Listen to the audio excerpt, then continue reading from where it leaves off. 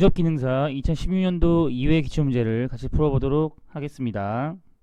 1번입니다. 서머지즈 아크 용접에서 사용하는 용제 중에 흡수성이 가장 적은 것을 고르라고 했는데요. 여기 서머지즈 아크 용접에서 사용하는 용제로는 우선 용융형이 있고요. 용융형, 그리고 소결형이 있습니다. 여기서 흡수성이라고 하는 말은요, 이 다공질 물체가 수분을 흡수하는 성질인데요. 자, 그럼 서머지즈 아크 용접에서 사용하는 용제, 용융형 용제와 소결형 용제의 특징을 먼저 보시겠습니다. 우선 용융형 용제는요, 흡수성이 거의 없습니다. 그래서 재건조가 불필요하고요. 반면에 소결형 용제는요, 흡수성이 굉장히 높습니다. 그래서 흡수성이 높기 때문에 수분이 남아있겠죠. 그래서 건조를 해야 되는데요, 사용 전에 200에서 300도 1시간 정도 건조를 해야 됩니다. 용융 용제도 꼭 건조가 필요하지 않다는 것은 아닙니다. 흡수비 좀 심한 경우에 사용하기 전에 150도로 1시간 정도 건조가 필요합니다. 소결형 용제에 비해서는 흡수성이 거의 없어서 재건조가 불필요하긴 하지만 흡수성이 좀 심한 경우에만 재건조를 한다고 생각하시면 되겠습니다. 그리고 용접 전류에 따라서 입자 크기가 다른 용제를 사용을 해야 되고요. 반면에 소결형 용제는 낮은 전류에서 높은 전류까지 동일한 입도의 용제로 용접이 가능합니다. 이 두 가지를 비교하는 것이 가장 중요합니다. 여기서 흡수성이 가장 적은 것을 고르라고 했으니까요, 용융형과 소결형 중에 용융형이 흡수성이 거의 없어서 재건조가 필요가 없었죠. 그래서 답은 1번이 되겠습니다. 2번입니다. 자, 고주파 교류 전원을 사용해서 티그 용접을 할 때 장점으로 틀린 것은, 티그 용접은요, 고주파 교류 전원 사용 시에는 전극봉의 수명이 길어지고요, 긴 아크 유지가 용이합니다. 그리고 비접촉에 의해서도 아크가 발생하고요. 이 말은 접촉하지 않아도 된다는 뜻이겠죠. 아크 접촉 시 일어나는 전극봉의 오염을 방지할 수가 있습니다. 접촉을 하지 않기 때문에요. 그리고 동일한 전극봉을 사용할 때 고주파 교류이기 때문에 전류 범위가 굉장히 큽니다. 자, 그럼 보기에서 보시면 4번, 여기 전류 범위가 작다라고 나와 있으므로 크기 때문에 4번은 틀린 보기가 되겠네요. 답은 4번이 되겠습니다. 3번입니다. 자, 맞대기 용접 이음에서 환두께가 9mm, 용접선 길이 120mm, 하중이 750, 60N일 때 인장 응력은 몇 뉴턴 퍼 제곱밀리미터인가 라고 나와 있는데요. 이것은 응력을 구하는 공식만 알고 있으면 어렵지 않게 구할 수 있겠죠. 자, 응력 시그마는 단면적 분의 인장 하중. 자, 여기서 단면적은 판 두께가 나와 있고 길이 곱하면 단면적이 나오겠죠. 그럼 9 곱하기 120분의 7560N이 되겠습니다. 그러면 계산해보면 7N 퍼 제곱 밀리미터 제곱이 되겠습니다. 답은 3번이 되겠습니다.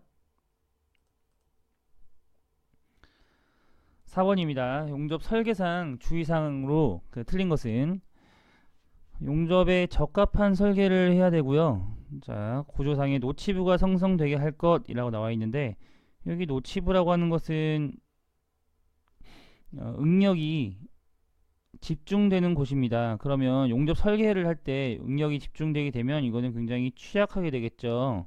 그래서 노치부가 생성이 되지 않도록 설계를 해야 됩니다. 답은 2번이 되겠고요. 자, 결함이 생기기 쉬운 용접 방법은 피해야 되고요. 용접 이음이 한 곳으로 집중되지 않도록 할 것, 이게 노치부를 생성하지 않게 할 것이라는 말과 일맥상통합니다. 다른 주의사항들도 좀 읽어보시고요.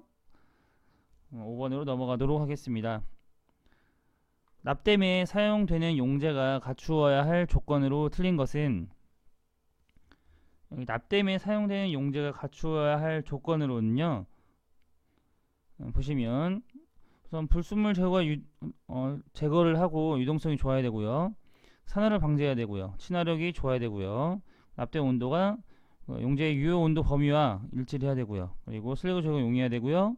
보시 작용이 최소한이어야 되고요. 그리고 전기 저항 납땜에 사용되는 것은 전기가 통해야 하기 때문에 부도체가 아닌 전도체여야겠죠. 그래서 보기를 보시면 1, 2, 3번 다 맞는 말이고, 전기 저항 납땜에 사용되는 것은 전기가 통해야 하기 때문에 부도체가 아닌 전기가 통하는 전도체가 되어야 겠습니다. 그러니까 답은 4번이 되고요. 6번입니다. 용접 이음부에 그 예열하는 목적을 설명한 것으로 틀린 것은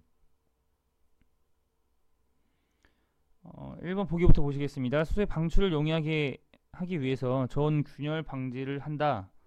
네, 맞고요. 자, 모재의 열 영양부와 용착 금속의 연화를 방지하고 경화를 증가시킨다. 연화를 방지시키고 경화를 증가시킨다. 그러면 보통 연성이 떨어지고 경화 강도가 높아진다라고 하는 것은 이제 취성이 높아져서 깨지는 거에 대한 것이 좀 취약하게 되겠죠. 그래서 이것을 연성을 높여주고 경화되는 것을 좀 낮춰줘야 취약하는 것을 막을 수가 있겠습니다. 방지할 수 있겠죠. 그래서 이것은 반대로 설명이 되어 있으므로 답은 2번이 되겠고요. 3번 기계적 성질을 향상시키고 경화 조직의 속출을 방지시킨다. 맞습니다. 그리고 열 응력 감소로 변형과 잔류 응력의 발생을 적게 한다. 또 맞는 설명입니다. 7번입니다. 전자빔 용접의 특징으로 틀린 것은, 여기서 전자빔 용접은요, 우선 그 진공 농도로 그 분위기로 한다는 것이 중요하고요. 그리고 다층 용접이 가능한데 굉장히 심플하게 한 번의 용접이 가능합니다. 그리고 박판 용접 가능하고요.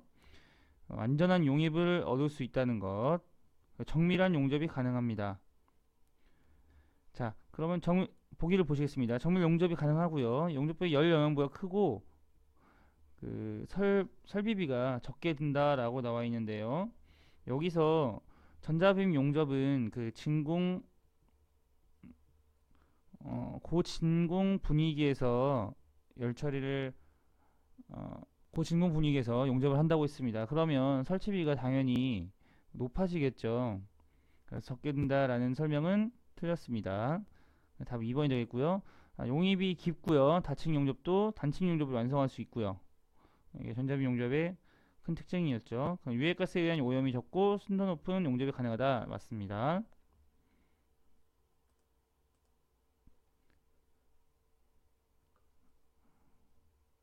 자, 8번입니다. 사르피식의 시험기를 사용하는 시험 방법은, 우선 사르피식 시험기는요, 충격시험기인데요. 충격시험 방법으로는 그 단면적 해묘로 그 모재를 어디를 때리냐에 따라서 샤르피식과 아이조드식으로 나뉘게 됩니다. 그래서 샤르피식 시험기는 충격시험이 되겠고요. 답은 4번인데요. 뭐 경도시험으로는 뭐 브리넬이란지, 그리고 로크웰 뭐 보통 많이 사용되는 게 B스케일과 뭐 C스케일이 있겠죠. 뭐 A스케일도 있습니다. B스케일과 C스케일만 있는 것이 아니라 A스케일도 있고 뭐 GF 스케일도 있지만 가장 많이 사용하는 것, 광고를 이용하는 B 스케일, 그리고 120도의 경사진 것을 그 아유할 때 사용하는 것을 C 스케일이라고 하는데요. 로크웰은 보통은 B 스케일과 C 스케일을 사용하는 경도 시험이 되겠습니다. 그리고 브리넬, 로크웰 외에 비커스 136도의 다이아몬드를 이용하는 것, 이렇게 종류가 있었죠. 피로시험은 응력 횟수에 따라서 피로도 얼마나 늘어나는지에 대한 시험이죠. 그래서 답은 샤르피식 시험기 사용하는 시험 방법, 충격시험이 되겠습니다. 자, 9번입니다. 서브머지드 아크 용접의 다른 명칭. 자, 서브머지드. 이 서브머지드 아크 용접은 우리가 용접을 볼 수가 없습니다. 그래서 잠호 용접이라고도 하고요. 볼 수 없으니까 가시 아크 용접이 아닌 불가시 아크 용접이라고도 합니다. 그리고 여기서 2번과 3번이 조금 생소한데요.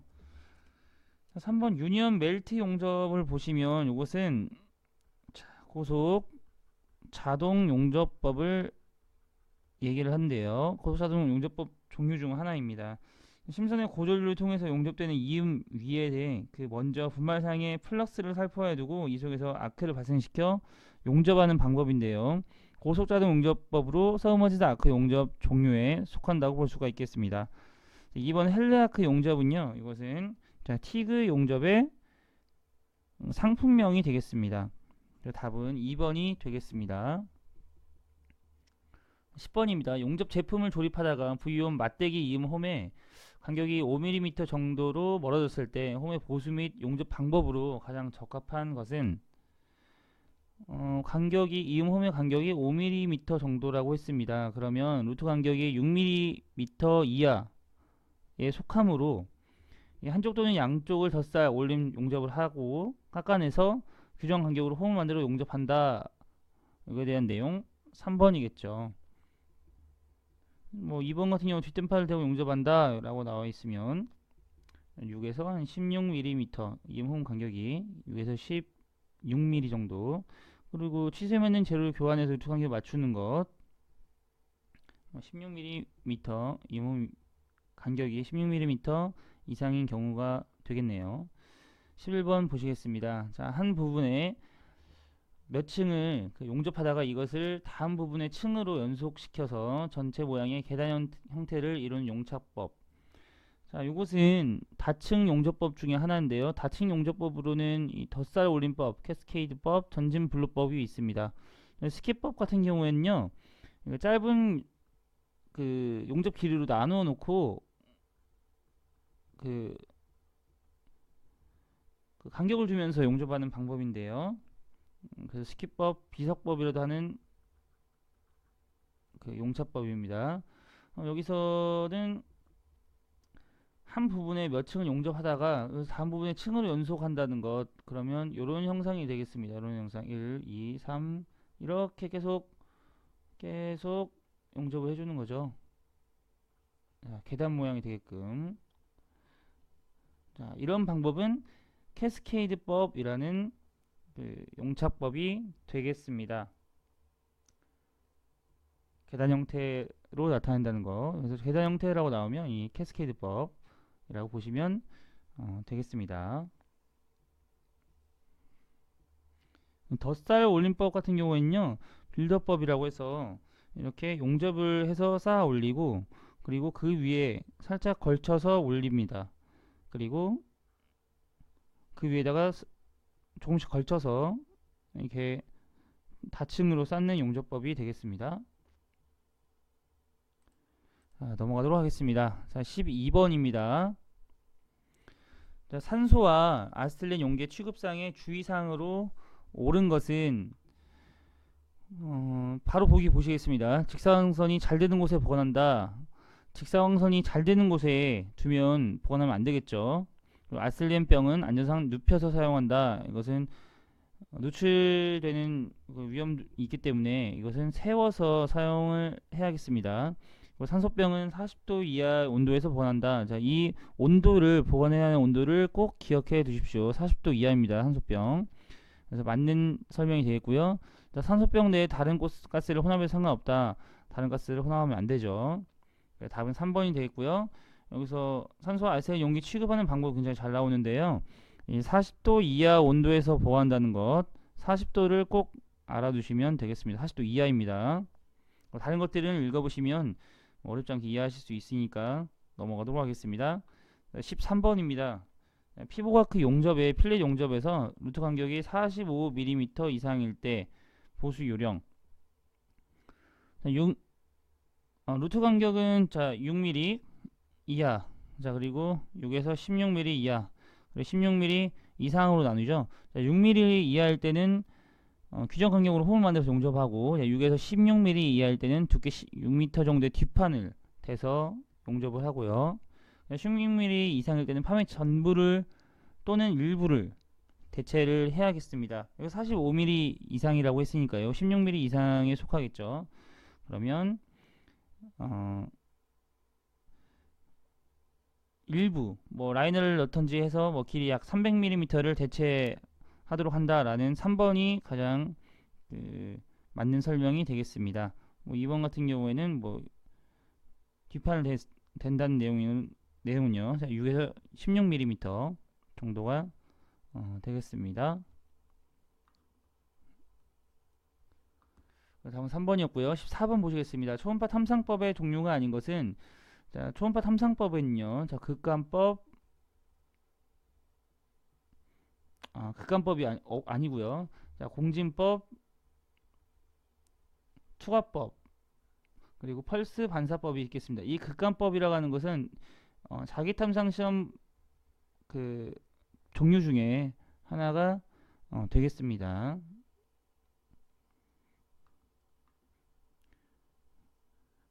다음은 15번입니다. CO2 가스 아크 평면 용접에서 이면 비드의 형성은 물론 뒷면 가우징 및 뒷면 용접을 생략할 수 있고, 모재의 중량에 따른 뒤엎기 턴오버 작업을 생략할 수 있도록 홈 용접부 이면에 부착하는 것을 무엇이라고 하는가 라고 나와 있는데요.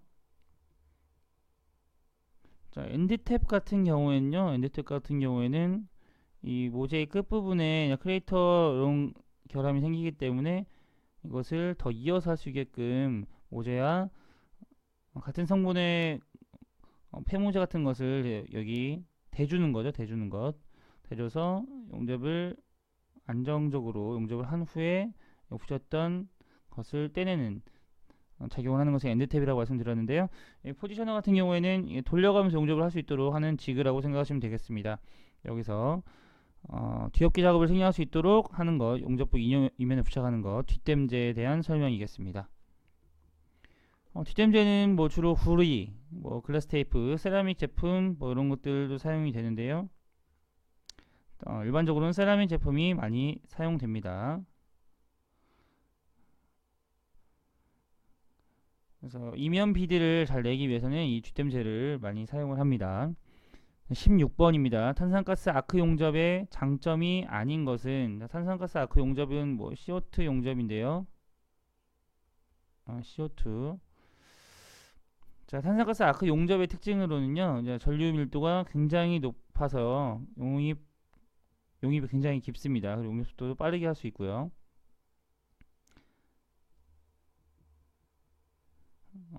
굉장히 많은 장점들이 있는데요. 단점으로는 적용 재질이 그 철계통으로 좀 한정이 되어 있습니다. 위에 보시면 철계통으로 한정이 되어 있다는 단점이 있고요. 이게 비드 외관이 피부 아크 용접이나 이런 거에 비해서 좀 떨어집니다. 다시 보기로 넘어가시면요. 가시 아크입니다. 맞죠? 여기서 가시라는 건 보인다는 뜻이니까요. 비가시 아크 용접에는 대표적으로 서브머지드 아크 용접이 있죠. 저 용접에는 재질이 철 계통으로 한정되어 있다. 뭐 이것은 탄산가스 아크 용접, CO2 용접에 대한 설명은 맞지만 이건 장점이 아니라 단점이죠. 그래서 답은 2번이 되겠고요. 이런 것도 조심하셔야 됩니다. 설명은 맞지만 장점이 아닌 것, 이런 것들 읽어보면 바로 알 수 있는 것들 있죠. 이런 거는 16번 같은 문제는 거의 거저주는 문제라고 볼 수 있겠습니다. 자, 용착금속의 기계적 성질 및 금속학적 성질이 우수하다 맞고요. 전류密도가 높아서 용이 깊고 용접 속도를 빠르게 할 수 있다 맞습니다. 17번입니다. 현상제를 이용해서 용접부의 표면 결함을 검사하는 방법. 자, 여기서 현상제라고 나와 있는데요. 휘파계 검사법 중에서 이 현상제를 사용하는 것, 보통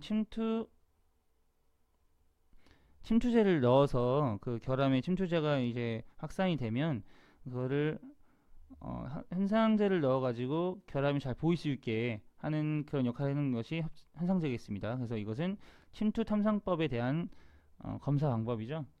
그래서 답은 자 1번이 되겠습니다. 이 침투 탐상 시험은요, 자분 탐상 시험법, 그러니까 자성이 있는 것들은 뭐 자분 탐상법으로 이제 사용을 하고요, 시험을 하고요. 자성이 없는 비자성의 것들은 대부분 침투 탐상법을 많이 사용을 합니다.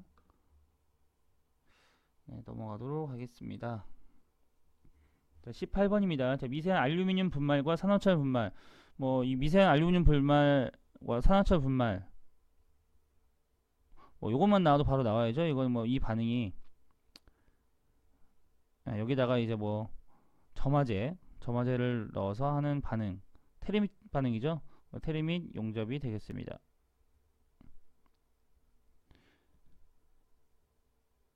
여기 지금 보기가 지금 2번, 4번이 지금 똑같이 나와 있는데요. 여기 4번을 좀 고치도록 하겠습니다.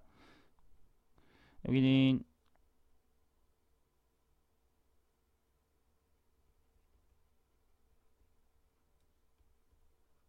자, 피부과학 용접으로 자, 보기를 자, 고쳐주세요. 자, 2번과 4번이 지금 두 개가 정답으로 되어 있는데 지금 2번이 정답입니다. 4번 보기를 고쳐주시기 바랍니다.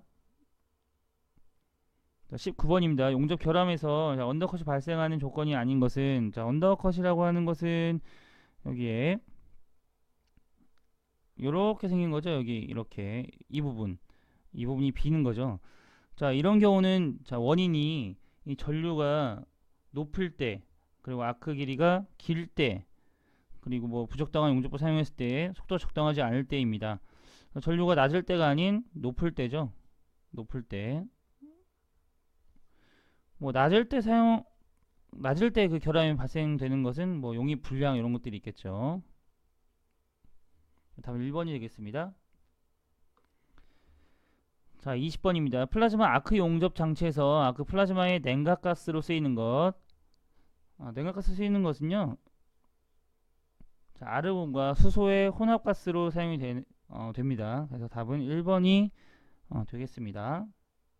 자, 21번입니다. 피부 아크 용접 작업 시 감전으로 인한 재해의 원인으로 틀린 것은 1차 측과 2차 측 케이블. 자, 1차 측이라고 하면 전원에서 그 용접기가 1차 측이 되겠고요. 2차 측 케이블이라고 하는 것은 이제 용접기에서 자, 모재를 이어주는 케이블의 2차 측 케이블이겠습니다. 피복 손상부에 접촉되었을 경우 네, 제 원인이 될 수 있고요. 그리고 피용접물에 붙어있는 용접봉을 때려다가 몸에 접촉됐을 경우 맞습니다. 용접기계 보수 중에 입출력 단자가 절연된 곳에, 절연됐다는 것은 전기가 통하지 않는다는 뜻입니다. 접촉되었을 경우 감전으로 인한 재해 원인이 될 수 없겠죠. 답은 3번이 되겠습니다. 뭐 홀더에 용접봉을 물릴 때나 홀더가 신체에 접촉됐을 경우 맞습니다. 넘어가도록 하겠습니다.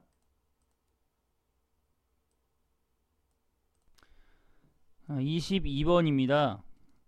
자, 보기에 설명하는 서브머지드 아크 용접에 사용되는 용재는, 자, 서브머지드 아크 용접에는 자, 용융형과 자, 소결형이 있었죠.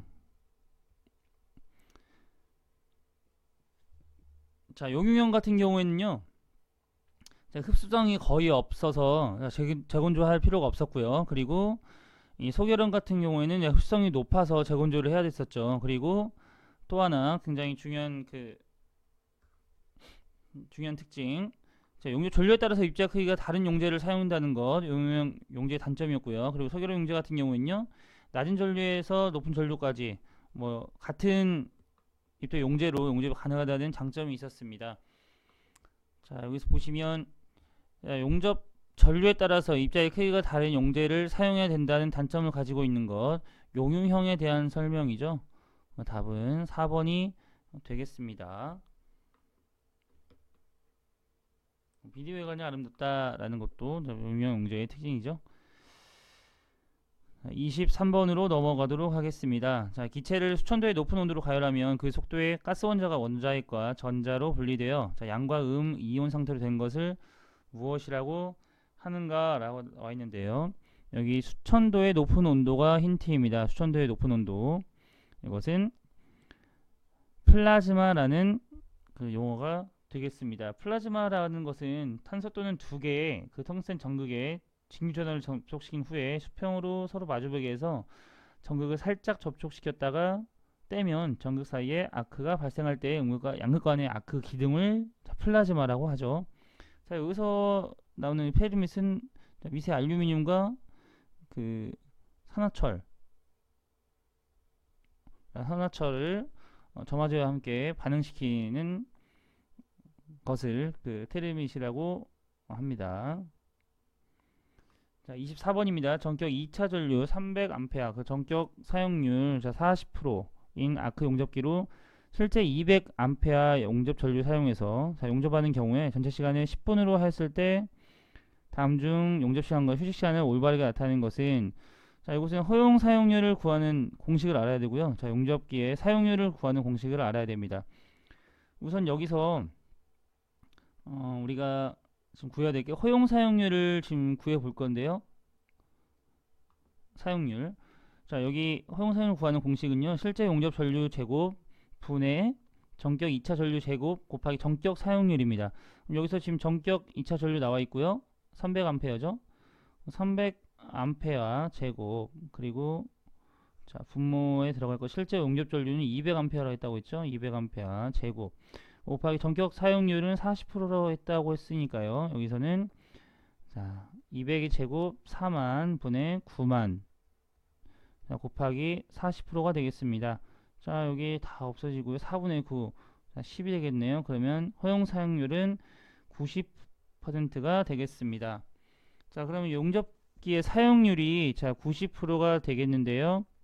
요것은 사용률이라고 하는 것은 아크 시간 더하기 휴식 시간, 더한 값이 전체 시간이죠. 전체 시간분의 여기 아크 시간 곱하기 100이 되겠습니다. 여기서 지금 전체 시간을 여기서 10분으로 한다고 했으니까요. 이게 자체가 10분이 되는 거겠죠. 그래서 10분의 아크 시간 곱하기 100을 해서 90이 나왔다고 합니다. 그러면 아크 시간은 9분이 되겠네요. 9분. 자연적으로 휴식 시간은 1분이 되겠습니다. 자, 이건 다 구했고요. 자, 용접 시간과 휴식 시간을 올바르게 나타낸 것. 자, 여기서 용접한 시간이 9분이죠. 자, 9분 용접하고 1분간 휴식한다는 거. 답은 4번이 되겠습니다. 25번입니다. 그 용의 그 아세틸렌 취급 시 주의사항으로 틀린 것을 고르라고 했는데요. 이런 것은 보통 읽어보시면 다 아실 수 있기 때문에 바로 보시겠습니다. 자, 저장 장소는 통풍이 잘 되어야 한다. 맞고요. 저장 장소에는 화기를 가까이 하지 않아야겠죠. 자, 맞습니다. 용기는 그 진동이나 충격을 가하지 않고 신중히 취급해야 되고요. 자, 용기는 아세톤의 유출을 방지하기 위해서 눕혀서 보관하지 않고 세워서 보관해야겠죠. 자, 이거 그리고 또 우리가 나올 때마다 이렇게 말씀드리는데요. 이게 아세틸렌 취급 시 40도 이하에서 보관한다는 것. 요것만 잘 알아두시면 되겠습니다. 자, 26번입니다. 자, 다음 중 아크 절단법이 아닌 것은, 자, 아크 절단법 종류에는요, 탄소 아크 절단, 금속 아크 절단, 산소 아크 절단, 그리고 불활성 가스 아크 절단, 티그 절단과 미그 절단이 포함되겠죠. 그리고 플라즈마 절단이 되겠습니다. 그리고 스카핑이라고 하는 것은요, 자, 강제 표면에 홈이나 개재물 탈탄측을 제거하기 위해서 탈탄측 이런 것을 대순대로 얇게, 그리고 타원형 모양으로 표면 깎아내는 가공법으로 이것은 특수 절단에 속합니다. 답은 1번이 되겠습니다. 자, 플라즈마 제트는 플라즈마 절단에 속하는 종류죠. 네, 그러면 27번으로 넘어가도록 하겠습니다. 자, 이 피복제 작용 굉장히 잘나고 중요한 내용인데요. 자, 피복제 역할 보시겠습니다. 자, 아크를 안정시키고요. 자, 환원성 분위기로 이 부분 옹착 금속 보호하고요. 옹착 효율을 높여주고요. 금냉을 방지하고요. 금냉을 방지해주면 좋은 것이, 이것은 자, 취약할 수 있는 것을 방지할 수 있는 거죠. 취약 방지. 자, 용착 금속의 탈산 정연 작용을 하며 그 용융점이 낮은 적당한 점성의 슬랙을 만들고요. 스패터 발생을 적게 하고요. 전기 절연 작용을 하고요. 용착금속에 필요한 합금 원소를 첨가시킵니다. 자, 보기를 보시면 자, 스패터를 많게 하고 나와 있는데요. 스패터를 적게 하고 자, 탈탄 정연 작용을 탈탄이 아니라 탈산 정연 작용이죠. 답은 1번이 되겠습니다. 2, 3, 4번은 자, 맞는 설명이고요. 28번 넘어가도록 하겠습니다. 자, 용접법의 분류 중에서 용접에 속하는 것, 자, 10용접 같은 경우에는요, 여기 전기 저항 용접에 자, 겹치기와 자, 맞대기가 있는데요.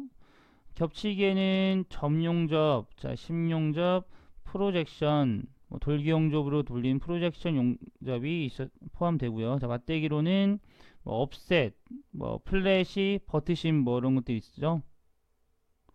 이 전기 저항은 앞접에 속합니다. 답은 1번이 되겠고요. 1번이 아니라 이것의 심리용접은 그 앞접에 속하고요. 테르민 용접이 융접에 속하죠. 답은 2번이 되겠습니다. 초음파 용접은 이것도 앞접에 속하고요. 플래시 용접은 방금 말씀드렸다시피 그 전기저항 용접의 맞대기 용접에 속하는 용접 방법이 되겠습니다. 답은 28번의 답은 2번이 되겠고요. 자, 29번입니다. 산소용기의 윗부분에 각인되어 있는 표시 중에 최고 충전 압력의 표시는 무엇인가? 이 산소용기의 각인은요, 자, 이런 식으로 나타나게 되는데, 여기서 지금 V는 내용적을 뜻하고요. 자, W는 자, 용기 중량, 그리고 TP는 내압 시험 압력을 뜻하고요. 자, FP는 최고 충전 압력을 뜻합니다. 근데 여기 지금 최고 충전 압력의 표시를 물어봤으니까요. FP 2번이 되겠네요. 답은 2번입니다. 30번입니다. 두 개의 모재에 압력을 가해서 접촉시킨 다음에 그 접촉에 압력을 주면서 상대 운동을 시켜서 접촉면에서 발생하는 열을 이용하는 용접법. 여기서 접촉면에 발생하는 열, 이게 마찰열인데요. 이것을 이완 용접법이라고 했으므로 3번 마찰 용접이 되겠습니다. 다른 설명은 잘 읽어보시면 될 것 같고요. 자, 31번입니다. 자, 사용률이 60%인 교류 아크 용접기를 사용해서 전격 전류로 6분 용접하였다면 휴식시간은 얼마인가? 자, 용접기 사용률 공식. 사용률이 60%니까요. 사용률은 자, 전체 시간, 그러니까 아크 시간과 휴식 시간을 포함한 전체 시간 분의 아크 시간 곱하기 100인데요. 자, 전체 시간이 안 나와 있고 이제 6분 용접했다고 했으니까요. 자, 휴식 시간을 x로 두겠습니다. 자, 6 플러스 x분의 6 곱하기 100은 60이 되겠고요. 그래서 계산을 하면 x는 4분이 되겠습니다. 시간은 3번이 되겠습니다. 32번입니다. 모재 절단부를 불활성 가스로 보호하고 금속 전극에 대전류를 흐르게 해서 절단하는 방법으로 알루미늄과 같이 산화에 강한 금속에 이용되는 절단 방법은 지금 불활성 가스로 보호한다고 했죠. 자, 그럼 불활성 가스를 사용하는 거, 자, 티그와 미그가 있겠습니다. 자, 티그는 텅스텐으로 하는 거고요. 자, 미그는 그냥 금속이죠. 금속 와이어. 자, 근데 여기서 금속 전극에 대전류를 흐르게 한다고 했으니까요. 텅스텐이 아니라 자, 미그가 되겠네요. 미그. 그래서 미그 절단 3번이 되겠습니다. 33번입니다. 용접기의 특성 중에서 부하 전류가 증가하면 단자 전압이 저하는 특성을 고르라고 했는데요. 여기서 용접기의 특성에는요, 그 수하 특성, 전류 특성, 정전압 특성과 상승 특성, 아크 길이 자기 제어 특성 이런 것들 많이 나와 있는데요. 여기서 수하 특성이라고 하는 것은 전류가 증가를 하면 단자 전압이 낮아지는 저하는 특성을 수하 특성이라고 합니다.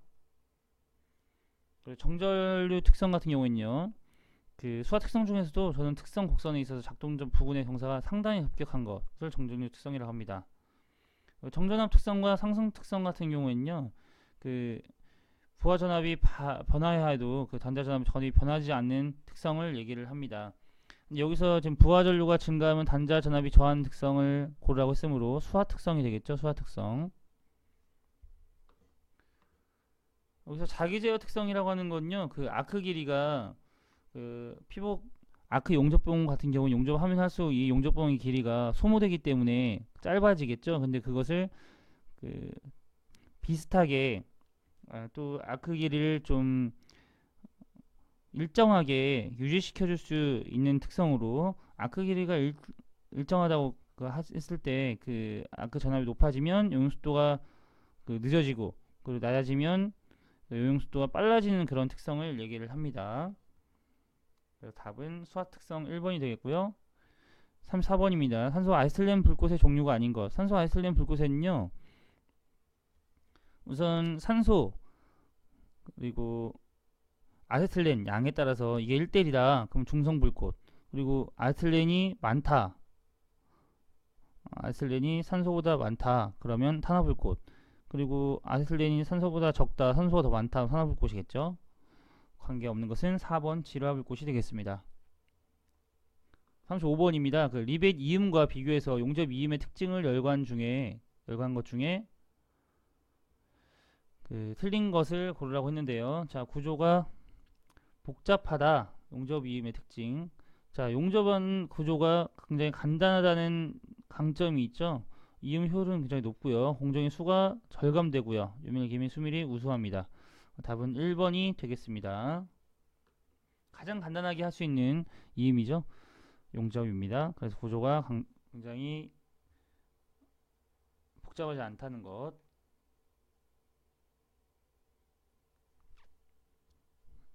36번입니다. 아크에어 가우징 작업에 사용되는 압축 공기의 압력으로 적당한 것을 고르라고 했는데요. 에어 가우징 작업에 사용되는 압축 공기는요. 5에서 7 정도가 적합합니다. 5에서 7 kg 중/per 제곱 센티미터. 그래서 답은 2번이 됐고요. 이 수치는 암기를 해두셔야 됩니다. 아크에어 가우징 작업에 사용되는 것 5에서 7입니다. 37번입니다. 산소 전극봉 대신에 그 절단 전용의 그 특수 피복을 입힌 전극봉을 사용해서 절단하는 방법을 고르라고 했는데요. 자, 탄소 전극봉을 사용하는 것은요. 탄소 아크 절단이 되겠죠. 이거 대신에 전용의 특수 피복을 입힌다고 했습니다. 자, 이곳은 금속 아크가 되겠네요. 특수 피복. 답은 1번이 되겠습니다. 아크 헤어진 같은 경우에는요, 그 탄소 아크 절단에 압축 공기를 병용해서 사용하는 건데요. 그 전극 홀도의 구멍에서 산소 전극봉에 나란히 분출하는 고속의 공기를 분출시켜서 용융금속 불어내서 홈을 파는 방법입니다. 자, 그래서 답은 1번이 되겠고요. 38번 보시겠습니다. 산소 아크 절단에 대한 설명으로 가장 적합한 것은 자, 산소 아크 절단의 특징으로는요. 보통 직류 전극성이 사용되는데요. 교류도 가능합니다. 가스 절단에 비해서 절단면은 거친데요. 절단 속도가 빠릅니다. 이 산소 아크 절단은 다른 절단법에 비해서도 굉장히 세기가 셉니다. 그래서 좀 거칠고요. 속도가 굉장히 빠릅니다. 철강 구조물 해체, 특히 수중 해체 작업에 이용을 하고요. 그리고 비철금속 등 절단이 다 가능합니다. 범위가 굉장히 넓습니다. 그래서 여기 보시면 저는 직류 역극성이 아니라 전극성이 사용된다고 말씀드렸었죠. 그리고 가스 절단에 비해서 절단 속도가 느리다라고 했는데 빠르죠. 가스 절단보다. 가스 절단에 비해서 절단이 매끄럽다. 이게 세기가 세기 때문에 좀 거칠다고 설명드렸습니다. 철강 구조물 해체나 수중 해체 작업에 이용된다. 네, 맞는 설명이 되겠습니다. 그래서 답은 4번이 되겠습니다. 39번입니다. 다이캐스팅 주물품, 단조품 등의 재료로 사용되고 융점이 약 660도이다. 비중이 2.7인 원소 알루미늄에 대한 설명이네요. 답은 3번이 되겠습니다. 이건 융점과 0.5 녹는 점이죠. 660도와 그 비중이 2.7이다. 요거에 대한 것들은 조금 알아두셔야 됩니다. 그 특정 금속에 대한 비중 그리고 녹는 점들은 알아두셔야 됩니다. 40번입니다. 자, 다음 중 주철에 관한 설명으로 틀린 것은 비중은 탄소와 그 규소 등이 많을수록 작아지고요. 그 용융점은 탄소와 규소 등이 많을수록 낮아집니다. 주철을 600도 이상의 온도에서 가열 및 냉각을 반복하게 되면 분비가 그것은 감소하는 것이 아니라 증가합니다. 답은 틀린 거 3번이고요. 투자율을 크게 하기 위해서는 화합탄소를 적게 하고 유리탄소를 균일하게 분포시킨다. 이것도 맞는 설명이 되겠습니다. 이것이 주철의 성장 원인인데요. 이렇게 600도 이상의 온도에서 가열과 냉각을 반복하면 부피가 증가해서 파열되는 현상을 뜻합니다. 그래서 답은 3번이 되겠고요. 41번입니다. 자, 금속의 소성 변형을 일으키는 원인 중에 원자 밀도가 가장 큰 격자면에서 잘 일어나는 것. 이것은 슬립에 대한 설명인데요. 원자 밀도 가장 큰 격자면에서 일어나는 그 선 결함 중에 하나입니다. 그 다음에 1번이 되고요. 쌍전 같은 경우에는 같은 종류의 광물에서 두 개의 결정이 특정한 결정면이나 결정축에 대해서 쟁점적으로 결합한 한 개체의 결정을 뜻합니다.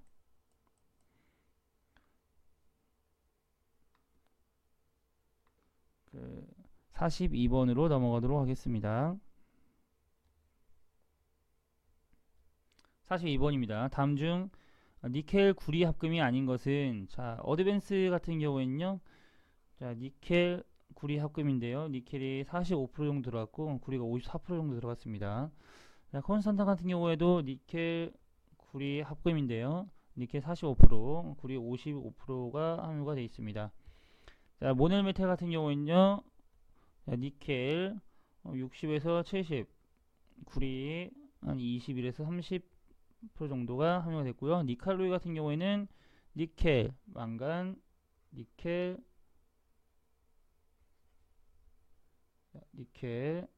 망간, 그리고 철을 이제 함유하는 그런 합금이 되겠습니다. 니칼로이. 답은 니켈 구리 합금이 아닌 것 4번 니칼로이가 되겠습니다. 43번입니다. 침탄법에 대한 설명으로 오는 것은, 자, 이 침탄법이라고 하는 것은요, 탄소를 표면 강화강에 침입시키는 그런 방법으로 표면층을 경화시키는 방법이죠. 그래서 침탄법에 대한 설명으로 오는 것, 표면에 탄소를 침투시키는, 경화시키는 것이다. 이게 맞는 설명이 되겠습니다. 여기 망상 시멘타이트를 구상화시키는 방법이다. 구상화시킨다는 것은 동그랗게 만들어준다는 거죠. 자, 이것은 구상화 처리고요. 기계적 성질을 개선시키기 위한 처리 방법이고요. 강제 표면의 아연을 회복시키는 방법, 이거는 세라다이징에 대한 설명이 되겠습니다. 표면을 응용시켜 연화시키는 것이다. 연화 작업이 되겠네요. 답은 4번이 되겠고요. 넘어가도록 하겠습니다. 44번입니다. 그림과 같은 결정 격자의 금속 원소를 고르라고 했는데요. 자, 우선 보시면 이거는 육각이네요. 이것은 조밀 육방 격자의 그림으로 이거는 HCP입니다. 다른 결정 격자는요, FCC, 자, BCC가 있겠죠. FCC는 면심 입방 격자, 그리고 BCC는 채심의 입방 격자입니다. HCP에 속하는 금속으로는요, 코발트, 마그네슘, 아연이 있겠습니다. 자, 보기에서 보면 니켈 같은 경우에는 면심 입방 격자 FCC고요. 자, 마그네슘은 HCP, 그 다음에 알루미늄은 FCC가 되겠고요. 구리 같은 경우에도 FCC입니다. 그리고 금, AU도 FCC가 되겠습니다. 자, 여기서 HCP에 대한 속하는 금속 원소를 고르라고 했으므로 답은 2번 마그네슘이 되겠습니다. 45번입니다. 전해 인성구리는 약 400도 이상의 온도에서 사용하지 않는 이유로 옳은 것을 고르라고 했는데요. 400도 이상의 온도에서 수소 취성이 발생이 됩니다. 그래서 이 수소 취성이라고 하는 것은 수소에서 일어나는 취성, 깨지기 쉬운 성질이 나타나는 것을 말하는데요. 이 400도 이상에서는 수소 취성이 일어나기 때문에 수소 취성을 발생시키지 않게 하기 위해서 400도 이상에서는 사용하지 않습니다. 46번입니다. 구상 흑연 주철은 주조성, 가공성 및 내마멸성이 우수합니다. 이러한 구상 흑연 주철 제조 시에 구상화제로 첨가되는 원소로 옳은 것을 고르라고 했는데요. 자, 구상 흑연 주철 구상화제로 첨가되는 원소로는요, 마그네슘, 그리고 세슘, 칼슘을 첨가를 합니다. 그래서 원소로 옳은 것 4번 마그네슘과 칼슘으로 짝지어져 있는 4번이 맞겠네요. 답은 4번이 되겠습니다.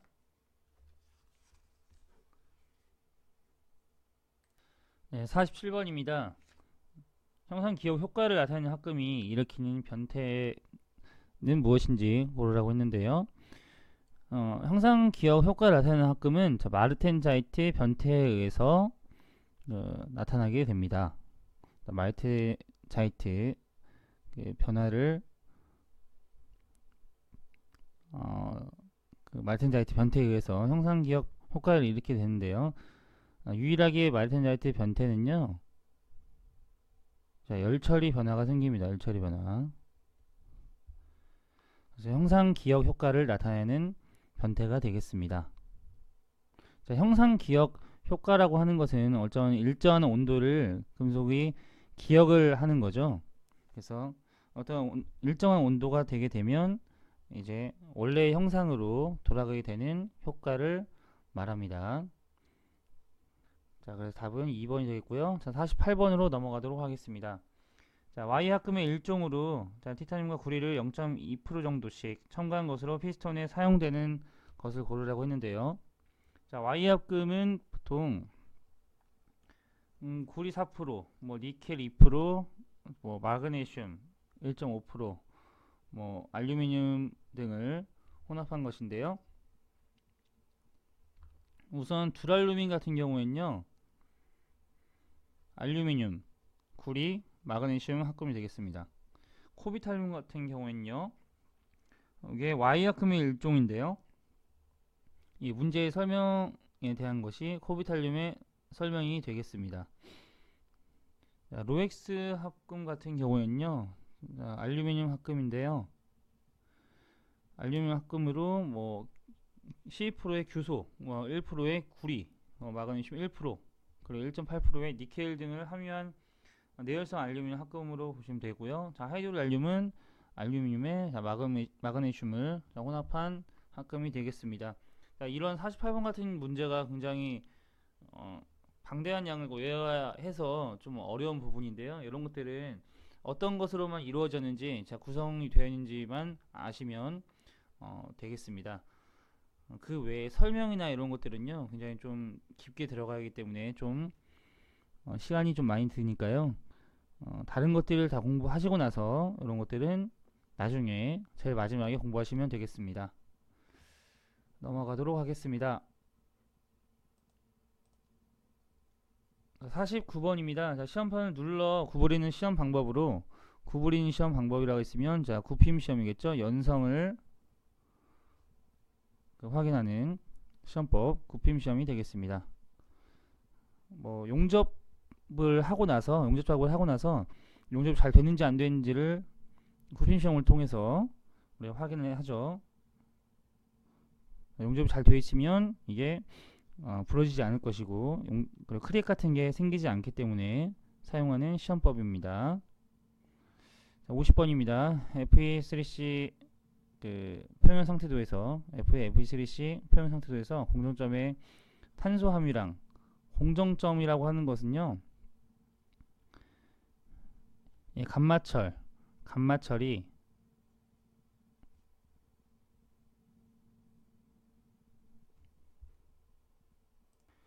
자, 감마 처리, 자, 페라이트 알파철과 자, 시멘타이트로 바뀌는 반응, 그리고 여기 그 용액이 감마철과 시멘타이트로 바뀌는 반응. 자, 1번이 공석 반응이고요. 2번이 공정 반응이 되겠습니다.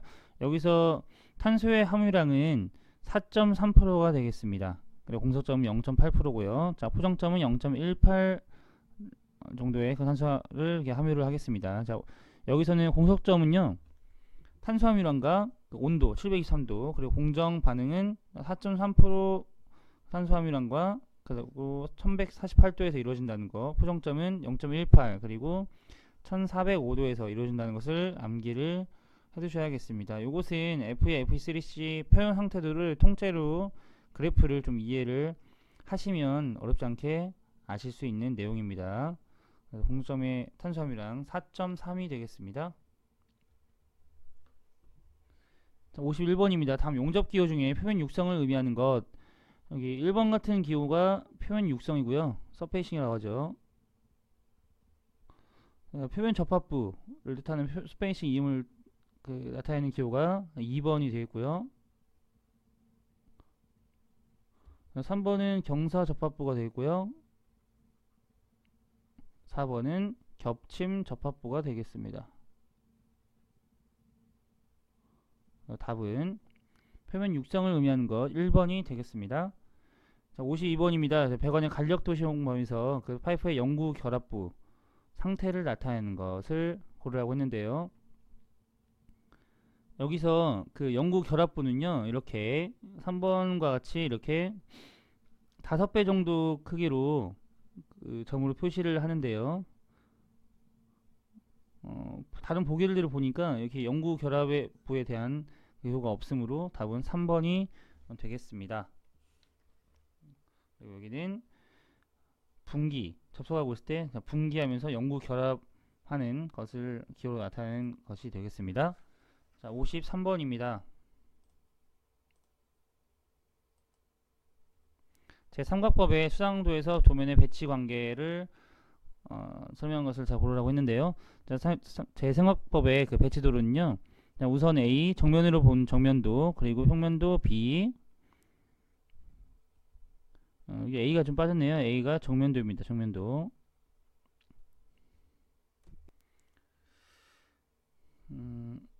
그리고 B는 평면도, 그리고 C는 좌측면도, 그리고 D는 우측면도, 자, F는 배면도, E는 저면도가 되겠습니다. 자, 여기에 대한 설명을 맞는 것. 정면도를 중심으로 해서 평면도는 위에 배치되고요. B죠, B. 여기서 우측면도는 우측에 배치된다. D를 얘기를 합니다. 이게 바뀐 것이, 이 위치에서 바뀐 것이 일각법이겠죠.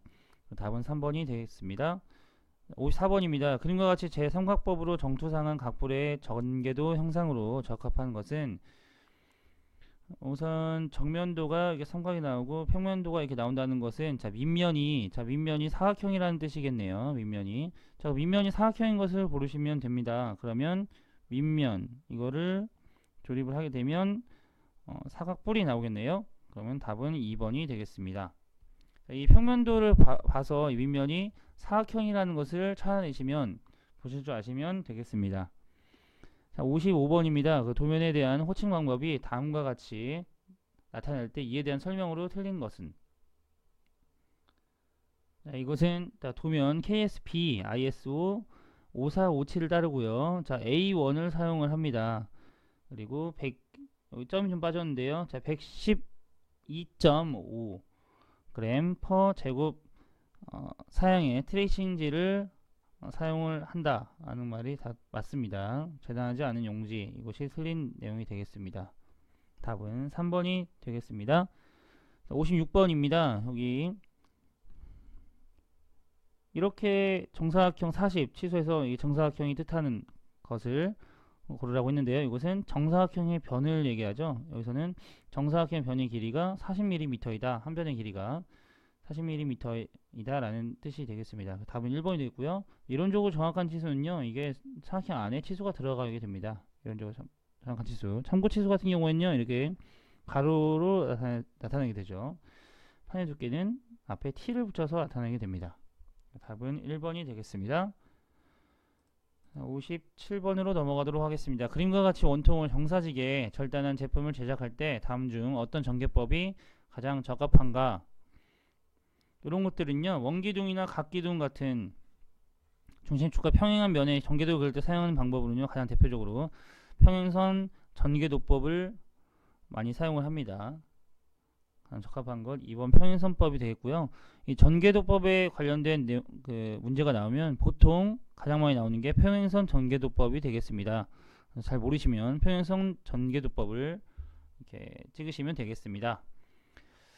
자, 58번입니다. 다음 중 가는 실선으로 나타내는 경우가 아닌 것은, 자, 가는 실선. 보통 가는 실선으로 나타내는 건 뭐 치수선 나타내고요. 치수 보조선도 가는 실선으로 나타냅니다.